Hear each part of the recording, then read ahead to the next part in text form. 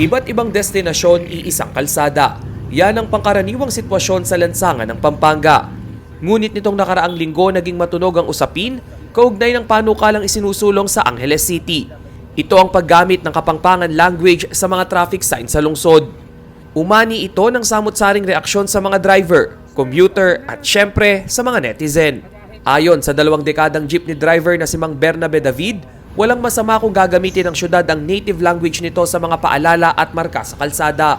Magandang pamamaraan umano ito upang mahasa ang mga kabalen sa paggamit nila ng sariling lengguwahe o amanong siswan. Para sa mga non-Kapampangan speaker, huwag daw mag-alala dahil may maliit na English counterpart ang traffic sign sa ilalim ng signboard. Nandito naman tayo sa siyudad ng Pampanga dapat Kapampangan na yung ilalagay nila para madaling mabasa. Hirit naman ng isa pang driver na si Joselito, baka raw malito o maguluhan sa panukalang ordinansa ang ilang non-Kapampangan drivers. Yung sa akin lang ho, mas mainam po, mas Tagalog tsaka English. Mas madali ho yan kaysa Kapampangan. Yung kasi Kapampangan, kadalasan may mga hindi ganong maintindihan ng mga kabataan ngayon. Kung hati ang saloobin ng mga driver, ganun din naman ang sentimiento ng mga netizen. Ayon kay Mike Magat, ang hakbang na ito ng lokal na pamahalaan ay pagpapakita ng importansya sa kanilang local language. Hindi umano ang mga Kapampangan ang dapat mag-adjust sa mga Pilipinong hindi nakaiintindi ng Kapampangan. Depensa naman ni Kaloy Gregada, ang Angeles City ay isang lugar na nagbukas ng pinto para sa mga namumuhunan mula sa labas ng probinsya. Isama pa riyan ang mga foreign investor kung kaya't dapat isaalang-alang ang gagamiting traffic sign language. Samantala, batay sa opisyal na pahayag ng Angeles City Government, nasa printing process na sila ng ilang signages at sa oras na matapos ay agad itong ipapaskil sa kahabaan ng MacArthur Highway at Phil am Friendship Circumferential Road. Ipinaalala rin ng mga kinauukulan na may kaakibat na English counterpart ang road signages.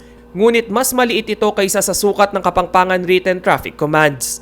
Pangunahing layon daw ng panukala ay mapreserba ang Kapampangan language. Sinang-ayunan naman ng Kapampangan historian na si Robbie Tantingco ang programang ito ng city government.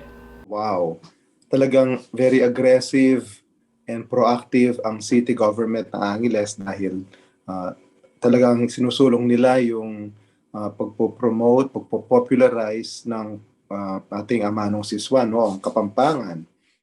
Isang pamamaraan umano ito upang maipagpatuloy ang kultura ng pagsasalita ng Kapampangan lalo na sa ating probinsya, kung saan bibihira na lang ang mga kabataang matatas sa lengguwahe. Ang Kapampangan natin kasi, sinasabi nga nila, vanishing. At natitira na lamang ito sa siguro sa mga cultural show, sa mga literary show, sa simbahan siguro. Pero sa mga everyday life ng Kapampangan, sa halimbawa sa hospitals, sa accountancy firm, in the professions, wala na yan. Pero paalala niya sa local government, mag-campaign muna, parang information drive bago i-enforce, no? Hindi yung pagising sa umaga, magda-drive ka sa palengke, biglang makikita mo, iba yung nakasulat. Baka kahit Kapampangan kapag nabigla ka sa nakasulat, baka mabangga ka o Ang Angeles City ang isa sa mga economic center ng gitnang Luzon, kung saan iba't ibang tao ang nagtatrabaho mula sa iba't ibang panig ng Pilipinas at maging sa ibang bansa. Rainiel Pawid, CLTV News.